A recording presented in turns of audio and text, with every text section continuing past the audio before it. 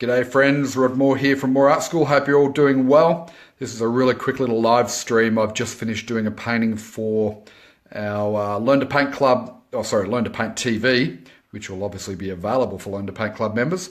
And I thought when I look back in what I painted from the photos, it just occurred to me that it would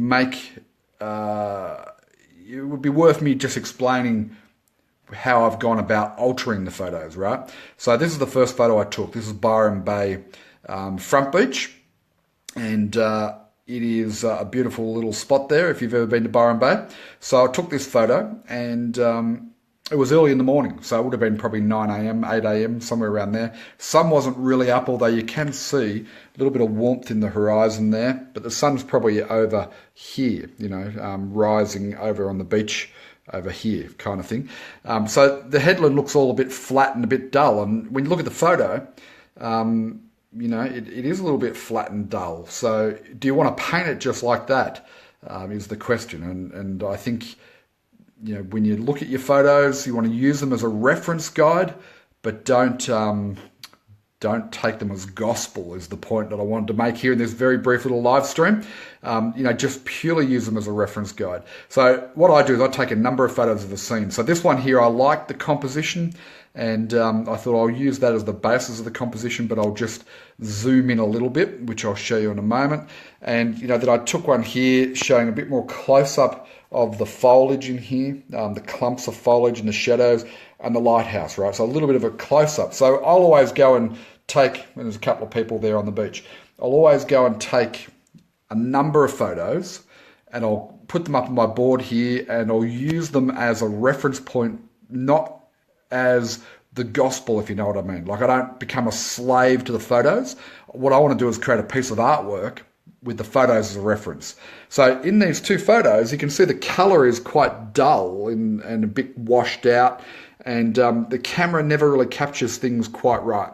So always keep that in mind. So what I do is I look at that and I go, well, it's all a bit cool. The whole subject's a bit cool, and it doesn't necessarily make for a great painting. So I've just finished filming this one for the Learn to Paint Club, right? And you can see there I've warmed up the beach, and I'll put a whole lot of warmth, like the rising sun up behind the headland.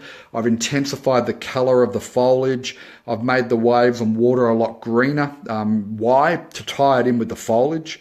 So I've got the warmth in the sand, warmth in the rising sun. So if you compare the temperature between my photos and the painting, right? The temperature, I've made the whole painting a lot warmer, because to me, those photos are just, they're a bit too washed out, a bit too grey, and a bit too cool, and so I really like putting a bit more warmth in there. And this is just a personal preference, because I particularly like, rising sun behind a headland. That's one of my favourite subjects to paint. So that's why I've gone for a much warmer sort of subject. I've also changed the wave structure. I've made more of a focal point of this wave in here, and I've downplayed some of the features in the landscape. I've indicated the little houses in here, right? But I haven't really made them as strong as what you'd see them in the photo. So, whenever you're painting from a photo, make sure you gather multiple reference points, multiple photos, and then use them only as a reference, and then alter the painting to please yourself, right? To make a nice looking painting out of it is what you ultimately want to do. And this is Byron Bay headland, little lighthouse on top up there, right there. And this will be an episode on Learn to Paint TV in a few weeks, so look out for it. But I just wanted to bring you this little live stream just to sort of point out something which I was having a conversation with one of my students the other day, and she was telling me about her photo reference and how do I transfer that into a painting. So hopefully this video will help you to understand that as well. Leave a comment. Let me know what your thoughts are, what your questions are. And thanks very much for watching, and I'll talk to you soon. Cheers.